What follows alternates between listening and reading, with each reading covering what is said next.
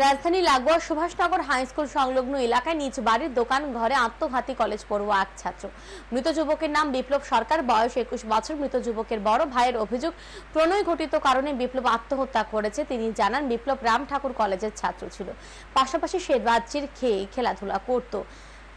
বামুটিয়া এলাকার এক যুবতীর সাথে বিপ্লবের প্রণয় ঘটিত সম্পর্ক ছিল। ওই যুবতীও রাজ্যের হয়ে খেলাধুলা করত। বিপ্লব ওই যুবতী একাধিকবার একসাথে বহু রাজ্যে গিয়ে রাজ্যের হয়ে খেলাধুলা করেছে। তিনি আরো জানান, শনিবার রাতে বিপ্লবের মা বিপ্লবকে রাতের খাবার দিয়ে যায়।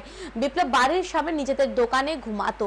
রাত্রি 12টার পর বিপ্লব ঘুমায়, কিন্তু সকালে সে ঘুম থেকে না উঠায় পরিবারের লোকজনদের সন্দেহ হয়। পরে দোকান ঘর খুলে পরিবারের লোকজন দেখতে পায় দোকানের অভ্যন্তরে ফাঁসি ঝুলছে বিপ্লব।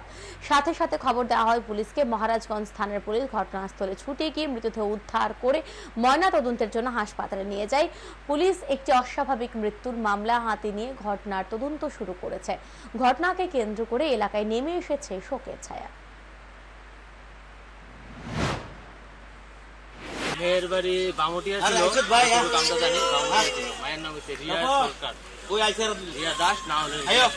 মূলত অভিযোগটা কি আপনাদের? অভিযোগ হলে মেয়ের জন্য, মেয়ের সাথে কি কথা হয়েছে না হয়েছে এটা জানি না, কিন্তু মেয়ের জন্য মরেছে, এটাই আমরা